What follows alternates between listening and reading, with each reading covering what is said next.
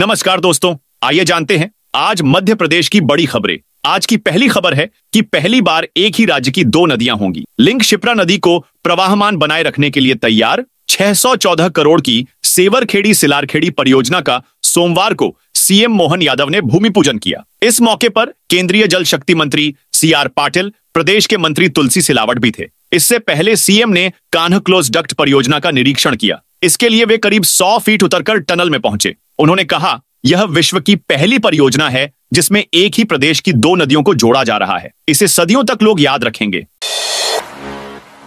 भाजपा ने अब तक 20 जिला अध्यक्ष घोषित किए। भाजपा ने दूसरे दिन सोमवार को 18 जिला अध्यक्ष घोषित किए। भोपाल नगर की कमान प्रदेश भाजपा अध्यक्ष वीडी शर्मा के करीबी कहे जा रहे रविंद्र यति तो जबलपुर शहर की जिम्मेदारी पीडब्ल्यूडी मंत्री राकेश सिंह की पसंद से अलग सांसद आशीष दुबे के करीबी राजकुमार पटेल को दी है। संगठन चुनाव में नियमों की दुहाई देने वाले कई दिग्गज 6 साल की सक्रिय सदस्यता की अनिवार्यता वाली जरूरी शर्त का भी पालन नहीं करा पाए। बता दें कि आज फिर एमपी बीजेपी में बैठकों का दौर शुरू चलेगा। बैठक के बाद जिला अध्यक्षों की तीसरी सूची जारी की जाएगी। अब तक कुल 20 जिलों में जिला अध्यक्ष घोषित किए जा चुके हैं।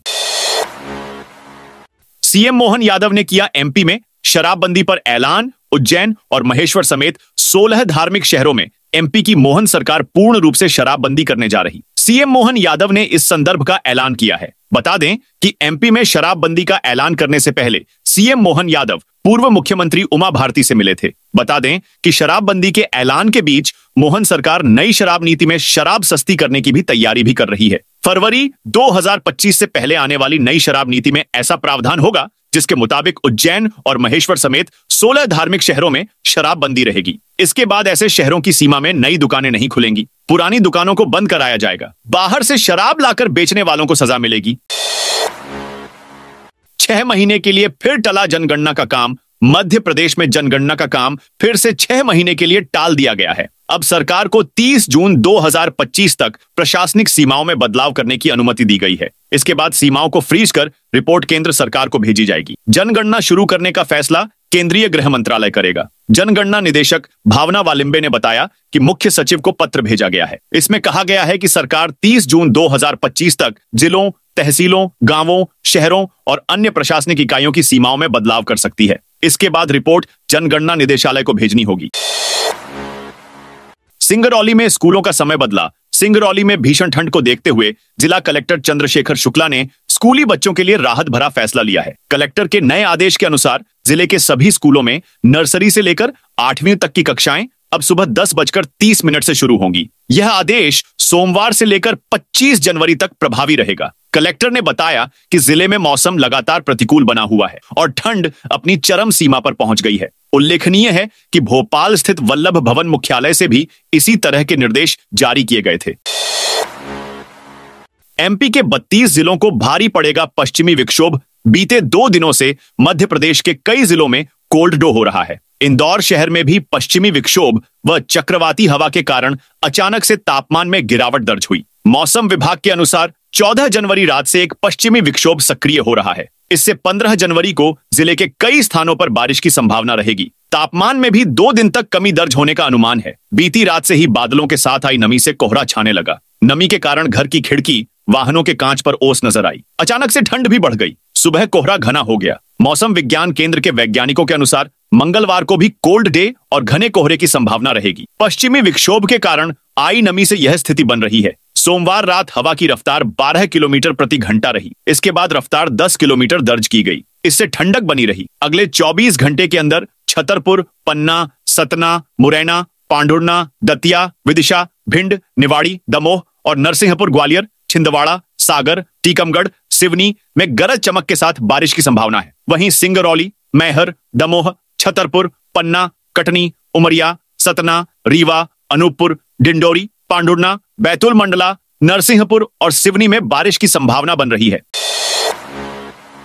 पूर्व विधायक ने 50 साल से पाल रखे थे मगरमच्छ। अब केस दर्ज बंडा से भाजपा के पूर्व विधायक हरवंश सिंह राठौर के सदर स्थित बंगला पर एक बार फिर सोमवार को वन विभाग की टीम सर्च वारंट लेकर पहुंची, जहां सूक्ष्मता से जांच की, जिसमें 4.3 घंटे का समय लग गया। वन विभाग ने वन्य जीवों के खाल, सींग आदि से तैयार ट्रॉफियों के सभी दस्तावेज मिलने के बाद इस मामले में राठौर फर्म को क्लीन चिट दे दी। हालांकि मगरमच्छों को पालने के मामले में वन विभाग ने प्रकरण पंजीबद्ध किया है। बंगले में लगभग 5 दशक यानी 50 साल से मगरमच्छ पले हुए थे। वन विभाग ने जिन 4 मगरमच्छों का रेस्क्यू कर नदी में छोड़ा। राजस्व मंत्री से नाराज एमपी के तहसीलदार हड़ताल पर। मध्य प्रदेश के तहसीलदार और नायब तहसीलदार आज 14 जनवरी से 3 दिन की हड़ताल पर उतर गए हैं। सभी तहसीलदारों और नायब तहसीलदारों ने अपनी मांगों को लेकर 3 दिन तक सामूहिक अवकाश की घोषणा कर दी है। तहसीलदारों के इस तरह छुट्टी पर जाने से राजस्व से संबंधित कार्य प्रभावित हो गए हैं, जिससे परेशानियां बढ़ेंगी। दरअसल मध्य प्रदेश के सीहोर में राजस्व मंत्री ने एक महिला नायब तहसीलदार को फटकार लगाई थी। नायब तहसीलदार संघ के जिलाध्यक्ष अखिलेश प्रजापति का कहना है कि 10 जनवरी को राजस्व मंत्री ने एक सार्वजनिक मंच से महिला तहसीलदार का अपमान किया, जिससे पूरे विभाग में रोष व्याप्त है। दुबई से भारत लौट रहा पूर्व आरटीओ आरक्षक सौरभ शर्मा मध्य प्रदेश की राजधानी भोपाल में कार से 52 किलो सोना और करोड़ों रुपए नकदी के मामले में मोस्ट वांटेड पूर्व आरटीओ आरक्षक सौरभ शर्मा को लेकर बड़ी खबर आ रही है। जानकारी मिल रही है कि सौरभ दुबई से भारत लौट रहा है और कभी भी सरेंडर कर सकता है। बता दें कि सौरभ शर्मा केस में जांच एजेंसियां हर दिन नए नए खुलासे कर रही हैं, लेकिन अब तक सौरभ को पकड़ नहीं पाई। बताया जा रहा है कि सौरभ शर्मा पत्नी के साथ लोकायुक्त के सामने पेश हो सकता है। सौरभ और उसकी पत्नी के दुबई से भारत लौटने की अटकलें तेज हैं। भारत लौटते ही सौरभ शर्मा लोकायुक्त के सामने पेश हो सकता है। यदि सौरभ लोकायुक्त के सामने पेश होता है तो उसे ईडी गिरफ्तार कर सकती है। पुराने वाहनों को ईवी में बदलने पर टैक्स में 50% की छूट। यदि अपने 15 साल से अधिक पुराने 2, 3 या 4 पहिया वाहन को स्क्रैप नहीं कराना चाहते हैं तो इलेक्ट्रिक व्हीकल में बदलकर चला सकेंगे। ईवी में बदलवाने के लिए राज्य सरकार सहायता भी देगी। सरकार वाहनों की रेट्रोफिटिंग लागत की 15% तक इंसेंटिव देगी। ईवी में यह बदलाव automotive research association of India और international centre for automotive technology द्वारा प्रमाणित तकनीक के साथ ही कराना होगा। इलेक्ट्रिक वाहनों को 1 साल तक राज्य टोल टैक्स पर भी 50% छूट दी जाएगी। सभी ईवी वाहनों को व्हीकल टैक्स और रजिस्ट्रेशन शुल्क से भी छूट दी जाएगी। श्रद्धालुओं को वापस पहुंचाने के लिए विशेष रेल सेवा शुरू। महाकुंभ के मद्देनजर श्रद्धालुओं की भीड़ को ध्यान में रखते हुए भारतीय रेलवे ने विशेष रिंग रेल सेवा की शुरुआत की है। यह सेवा 28 फरवरी तक उपलब्ध रहेगी, जो प्रमुख तीर्थ स्थलों जैसे अयोध्या, काशी, चित्रकूट, झांसी से श्रद्धालुओं को प्रयागराज लाएगी और स्नान के बाद उन्हें वापस उनके घर भेजने में मदद करेगी। इस रेल सेवा में सभी सामान्य श्रेणी के कोच होंगे और यात्री सामान्य टिकट पर यात्रा कर सकेंगे। यह सेवा विशेष रूप से महाकुंभ में शामिल होने के लिए आने वाले श्रद्धालुओं को सुविधा प्रदान करने के उद्देश्य से शुरू की गई है। इंदौर में 22 फ्लाइट्स हुई प्रभावित देकोहरे के कारण। सोमवार को इंदौर में सबसे ज्यादा दिक्कत देखी गई। घने कोहरा के कारण हवाई यातायात खासा प्रभावित हुई। कोहरे की वजह से इंदौर उड़ान भरने और यहां आने वाली 22 फ्लाइट प्रभावित हुई। इंदौर आने वाली 9 फ्लाइट्स निर्धारित समय से लेट आई, जबकि यहां से उड़ने वाली 1 दर्जन से ज्यादा फ्लाइट्स भी 3 घंटे तक लेट हो गईं। एमपी में डीए पेंशन सहित 46 मांगों को लेकर कर्मचारी करेंगे बड़ा आंदोलन। मध्य प्रदेश के सरकारी कर्मचारी और अधिकारी एक बार फिर से आंदोलन के मूड में आ चुके हैं। डीए पेंशन सहित कई अन्य मांगों को लेकर कर्मचारी एकजुट होने जा रहे हैं। कर्मचारियों ने अपने अधिकारों के लिए 1 महीने तक सरकार के खिलाफ आंदोलन करने की तैयारी कर चुके हैं। इसकी शुरुआत 16 जनवरी से होने जा रही है। कर्मचारियों द्वारा डीए, ओपीएस, लिपिकों को समान ग्रेड पे, सीधी भर्ती, क्रमोन्नति, 7वें वेतनमान सहित कई अन्य 46 मांगों को लेकर सरकार के खिलाफ सड़कों पर उतरेंगे। कर्मचारियों की ओर से इसकी रूपरेखा तैयार कर ली गई। जिला, संभाग और राजधानी भोपाल में मांगों को पूरा करने के लिए प्रदर्शन किया जाएगा। इसकी शुरुआत 16 जनवरी होगी और समापन 16 फरवरी को किया जाएगा। एमपी का बड़ा हाईवे हो गया खराब। मध्य प्रदेश में एक हाईवे पानी से खराब हो रहा है। इससे एनएचएआई अधिकारी चिंतित हैं। उन्होंने यह समस्या दूर करने के लिए प्रशासनिक अधिकारियों को पत्र लिखा है। भिंड के मालनपुर में नेशनल हाईवे 719 पर यह स्थिति निर्मित हो रही है। यहां जगह जगह वाहन धुलाई सेंटर संचालित किए जा रहे हैं, जिनके पानी से हाईवे की सड़कें खराब हो रही है। हाईवे को खराब होने से बचाने के लिए एनएचएआई अधिकारियों ने एसडीएम कार्यालयों को पत्र लिखे, जिन्हें कार्रवाई के लिए नगरीय निकायों को भेजा गया। हालांकि नगर परिषद के सीएमओ इन पत्रों को दबाकर बैठे हैं।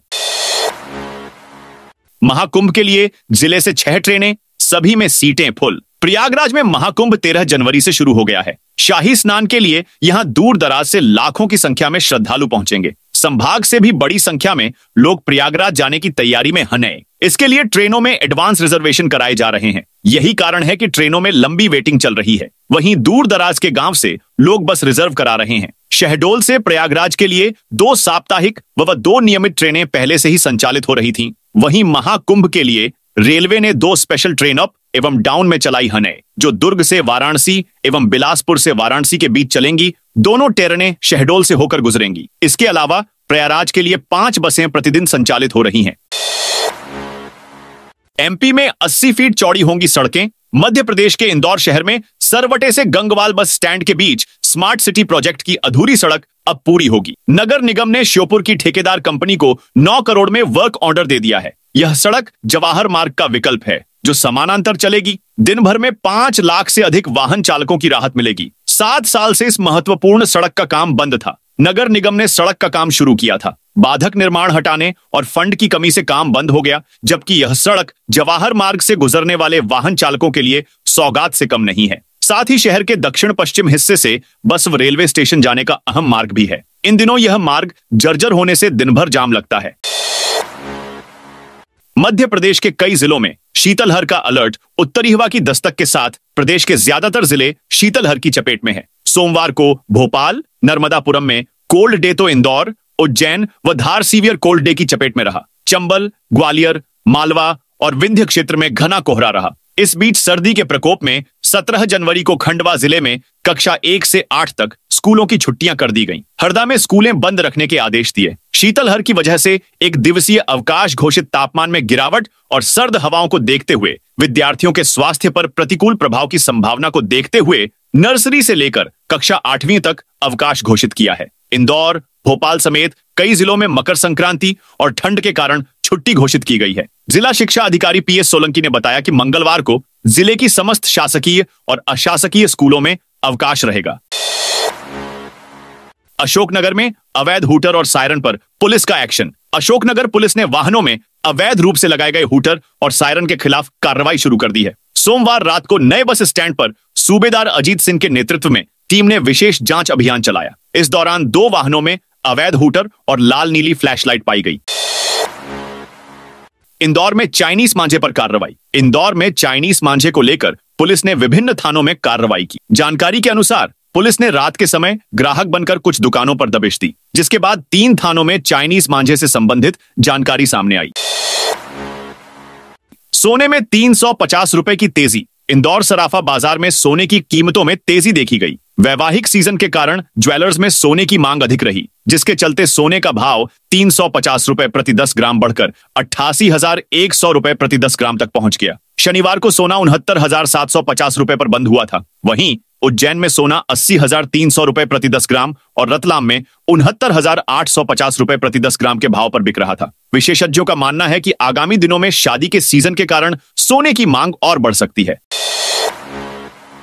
रेलवे भर्ती परीक्षा के अभ्यर्थियों ने बदलाव का किया विरोध। रेलवे ग्रुप टी टेक्निकल पदों की शैक्षणिक योग्यता में बदलाव को लेकर सोमवार को अभ्यर्थियों ने जबलपुर रेलवे मंडल के अधिकारियों को एक ज्ञापन सौंपा। इसमें रेलवे बोर्ड की ओर से 28 दिसंबर 2024 को जारी नई भर्ती प्रक्रिया का विरोध किया गया है। अभ्यर्थियों ने बताया कि रेलवे भर्ती बोर्ड आरआरबी ने 28 दिसंबर 2024 को जारी नई भर्ती प्रक्रिया में एक बड़ा बदलाव किया है। 2018 से 19 की भर्ती में जहां ग्रुप डी टेक्निकल पदों के लिए 10वीं के साथ आईटीआई अनिवार्य थी, वहीं अब केवल 10वीं पास उम्मीदवार भी आवेदन कर सकते हैं। शूटिंग करने के बहाने बुलाकर लूट करने वाले 3 आरोपी गिरफ्तार। मोतीनगर थाना पुलिस ने शुक्रवार की रात लूट की वारदात को अंजाम देने वाले 3 आरोपियों को गिरफ्तार किया है। आरोपियों ने एक युवक को जन्मदिन पार्टी के बहाने बुलाया और उसका कैमरा व रुपए लूटकर भाग गए थे। पुलिस ने युवक की शिकायत पर लूट का मामला पंजीबद्ध करते हुए विवेचना में लिया और आरोपियों की तलाशी के लिए मुखबिर सक्रिय किए। आरोपियों को गिरफ्तार कर रविवार को न्यायालय में पेश किया गया। गुना में 16 से 22 जनवरी तक जनपद स्तर पर भर्ती कैंप। गुना जिले में सुरक्षा जवान और सुरक्षा सुपरवाइजर के लिए भर्ती कैंप आयोजित किए जाएंगे। 16 से 22 जनवरी तक जनपद स्तर पर भर्ती कैंप का आयोजन किया जाएगा। जिला रोजगार अधिकारी बीएस मीना ने बताया कि रोजगार कार्यालय गुना एवं ग्रामीण आजीविका मिशन के सहयोग से security and intelligence services India Anuppur द्वारा ग्रामीण व शहरी शिक्षित युवाओं को सुरक्षा जवान एवं सुरक्षा सुपरवाइजर के पदों पर भर्ती कैंप का आयोजन 16 जनवरी से होगा।